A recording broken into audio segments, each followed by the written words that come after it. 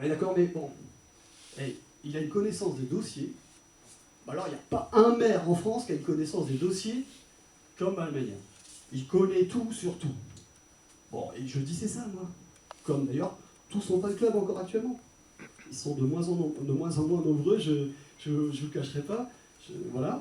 Il y en a quelques-uns ici ce soir, ils vont le prendre sans doute pour eux, mais c'est pas très grave, j'assume tout ce que je dis, tout ce que je fais. Alors, je vais voir monsieur Almagna nous présenter Voisin vigilant. C'était en mars dernier. Très belle idée, très riche idée que ce dispositif. Belle idée, j'assiste à la réunion. Qu'est-ce qu'on voit? On voit un maire qui projette des diapositives et puis qui découvre les diapositives en même temps qu'elles arrivent. Et qui a même presque par moments l'impression qu'elles sont projetées à l'envers tellement il ne les comprend pas. Alors on se dit, bon, c'est pas très grave, il a la chance d'avoir avec lui le CB, le chef de brigade, qui vient à son secours, qui fait du reste une très belle intervention, qui nous explique les choses très clairement avec beaucoup de pédagogie. Et le maire, il n'a pas tout compris, quoi. Alors il nous explique qu'il va nommer des référents. Il nomme des référents, mais finalement, poser la question. Alors évidemment, ici, j'en veux un qu'il a mis en place là-bas dans son quartier, quoi. Ce dispositif repose sur l'investissement du citoyen, l'investissement bénévole du citoyen. Alors, bravo, je suis très content de ça, qu'on responsabilise les citoyens, c'est très très bien, mais la sécurité, c'est quelque chose de sérieux, monsieur Almagna. C'est quelque chose de très sérieux. Laisser croire aux gens qu'on va assurer la responsabilité de ses concitoyens uniquement avec un dispositif qui repose uniquement sur le bon vouloir, la bonne volonté de personnes qui ne sont même pas connues des uns et des autres. Je parle des référents qui sont des gens remarquables, j'insiste, hein, et je suis vraiment très heureux de voir l'engagement de ces gens-là. Mais aujourd'hui, on ne peut pas jeter la pierre aux référents qui ne seraient pas connus dans leur quartier. C'est pas le cas chez certains, mais écoutez, je suis tous les jours sur le terrain, tous les jours. Je pose la question aux gens de savoir quel est leur référent. Aujourd'hui, sur la centaine de personnes questionnées, pas une ne m'a dit connaître son référent. Alors on dit oui, c'est la faute des responsables d'associations de quartier qui n'ont pas fait la communication. Bon, ok, alors ça veut dire qu'il n'y aurait pas de service de communication ici à la mairie de l'Orne.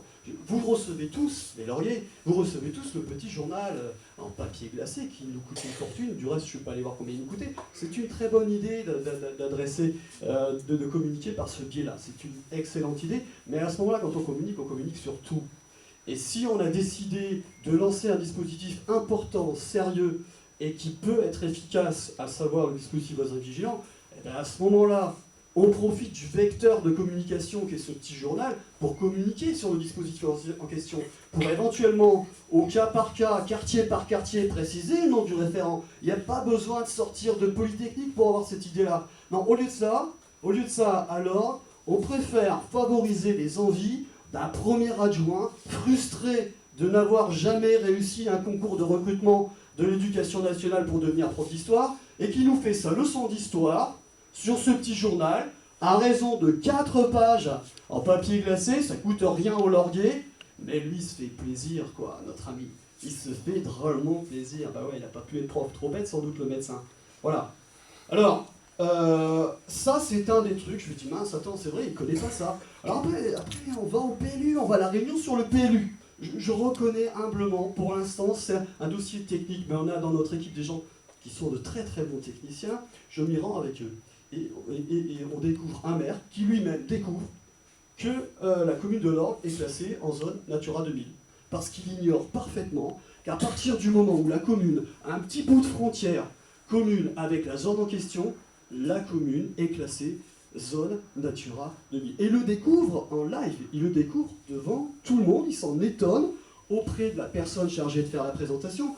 Je ne vous cache pas, comme beaucoup, on a été hyper frustrés quand on est allé à cette réunion. Pourquoi? Parce qu'on nous disait présentation du PLU. Ah non, présentation du cabinet qui vient d'être missionné à raison de 80 000 euros, une broutille, nous aura dit le maire ce jour-là, à raison de 80 000 euros pour élaborer le PLU.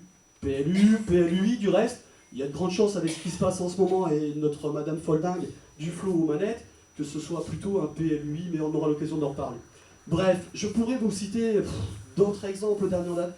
conseil des écoles. Le conseil des écoles, il vient là pour parler des rythmes scolaires. Il arrive, les mains dans les poches, il arrive et il dit aux enseignants et aux parents d'élèves présents, alors qu'est-ce que vous avez fait? Mais ce maire, c'est de compétence du maire, la mise en place du dispositif qui va accompagner les nouveaux rythmes scolaires.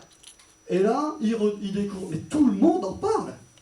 Alors, à croire que le temps qu'il consacre à vomir sur Internet, eh ben, ça lui prend tellement de temps qu'il ne peut pas aller devant sa télévision, regarder n'importe quel journal télévisé. Alors, franchement, on pourrait multiplier les exemples, vraiment, et à partir de là, je me suis dit, moi, stop, c'est pas bon. Ce type, franchement, il est pas bon, en fait.